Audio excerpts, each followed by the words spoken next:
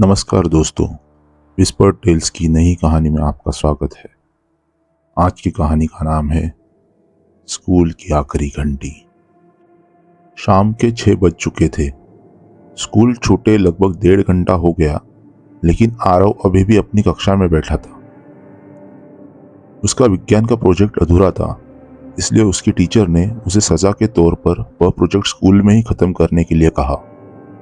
वह पूरा होने तक आरव घर नहीं जा सकता था।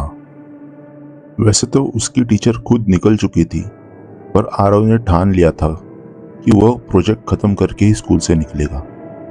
पूरा स्कूल खाली था और कॉरिडोर में सन्नाटा छाया हुआ था। खिड़कियों से आती हवा की वजह से पर्दे धीरे धीरे हिल रहे थे।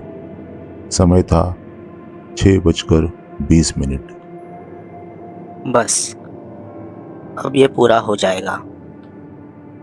आरव ने अपने आप से कहा। तभी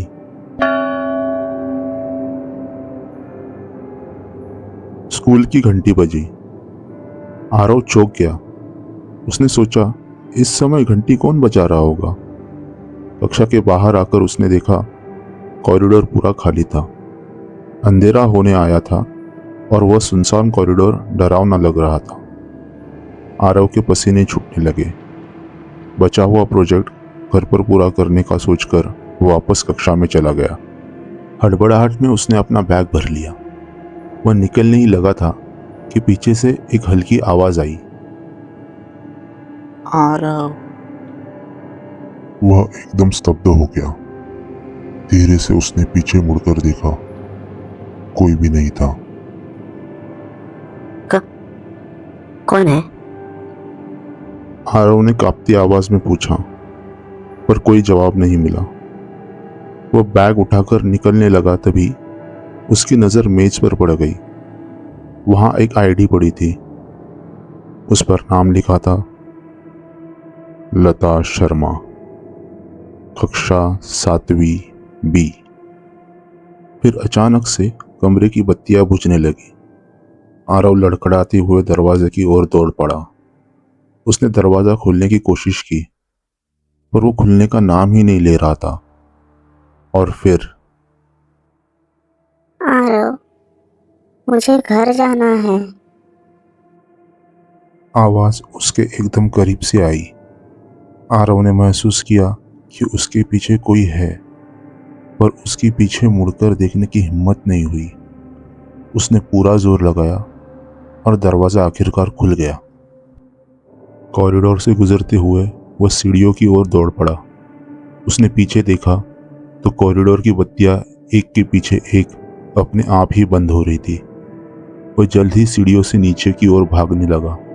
न जाने कितनी देर से वह उन सीढ़ियों से दौड़ रहा था। न जाने कितने मंजिलें वो नीचे आ चुका था, पर वह सीढ़ियां खत्म होने का नाम ही नहीं ले रही थी। दौड़ते दौड़ते आरव सीढ़ियों से गिरते हुए एक दरवाजे के पास पहुंचा। वह उठकर बिना सोचे उस दरवाजे को खोलकर वापस भागने लगा। कॉरिडोर के अंत में एक पुराना स्टोर रूम था। आरव उसमें घुस गया और उसने पीछे से दरवाजा बंद कर लिया। उसने स्टोर रूम की बत्ती जलाई। चारों ओर स्कूल का पुराना सामान बिखरा हुआ था। वहां पर लकड़ी की एक पुरानी अलमारी भी थी।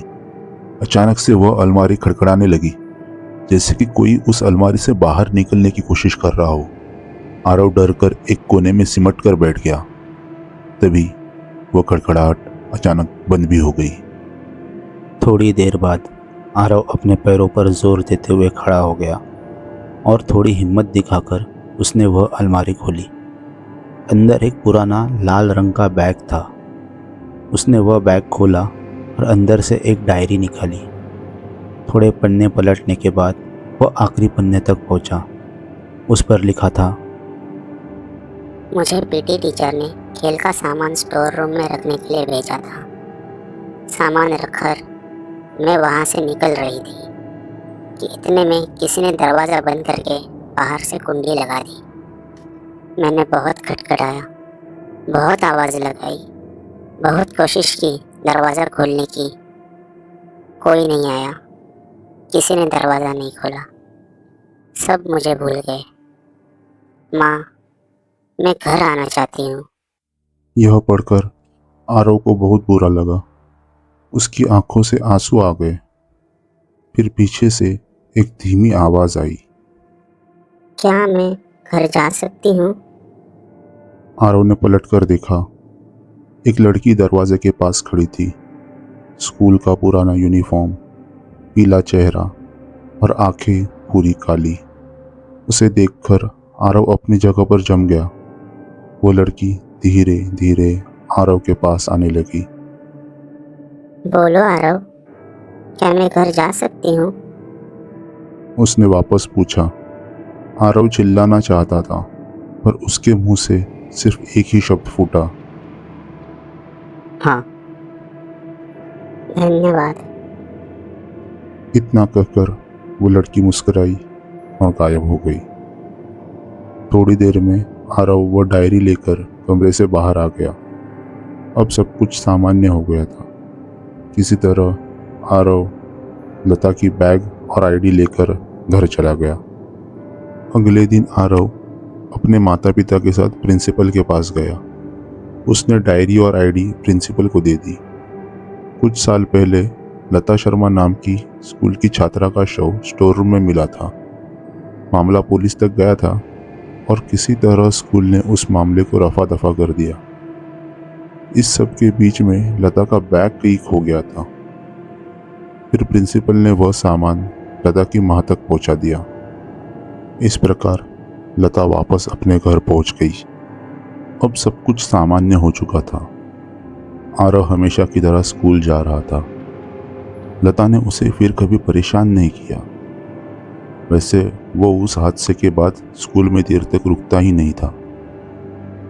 लेकिन आज भी 6:20 पर स्कूल की घंटी अपने आप ही बजती है। अगर उस समय तक आप स्कूल में रुके तो आपको स्कूल की कॉरिडोर में एक लड़की जरूर दिखेगी और वह आपसे पूछेगी, क्या मैं घर जा सकती हूँ? ऐसी ही कई नई डरावनी कहानियां सुनने के लिए चैनल को सब्सक्राइब करें, बेल आइकन पर क्लिक करें। फिर मुलाकात होगी नई कहानी के साथ।